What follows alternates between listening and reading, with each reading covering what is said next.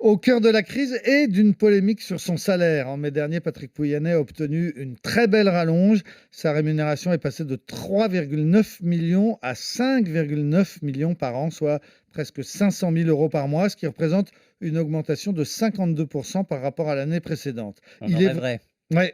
Alors, il est vrai que ses revenus avaient baissé fortement pendant la crise du Covid, mais avec l'augmentation du printemps dernier, il se retrouve au-dessus de ce qu'il avait avant l'épidémie. Et ce n'est pas simplement la conséquence de son intéressement lié aux très bons résultats. Son salaire fixe a aussi grimpé, ce qui le place aujourd'hui en très mauvaise position pour expliquer à ses 100 000 employés qu'il ne peut pas les augmenter.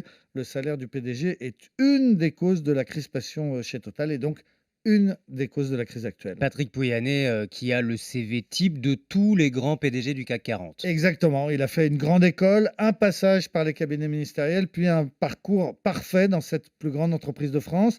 La grande école, c'est Polytechnique, puis l'école des mines. On dit donc qu'il est X-Mine et c'est le top. Les cabinets ministériels, ce sont ceux d'Édouard Balladur à Matignon, puis d'IRCAB de François Fillon au ministère des Télécommunications. Deux excellents accélérateurs de carrière. Il entre ensuite chez Elf, qui va bientôt être avalé par Total.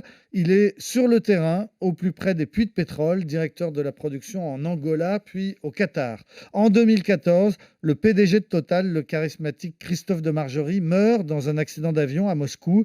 Patrick Pouyanné devient alors directeur général, puis un an plus tard, président directeur général. Avec son mètre 91, il a un physique de rugbyman, sport qu'il a pratiqué. Il est également classé aussi au tennis. Il a la réputation d'être un bourreau de travail, mais aussi, selon le journal Les Échos, d'avoir des problèmes de tempérament, des colères homériques. Il aurait pris un coach pour apprendre à canaliser ses émotions. En interne, on peut contester son autoritarisme, mais pas ses résultats.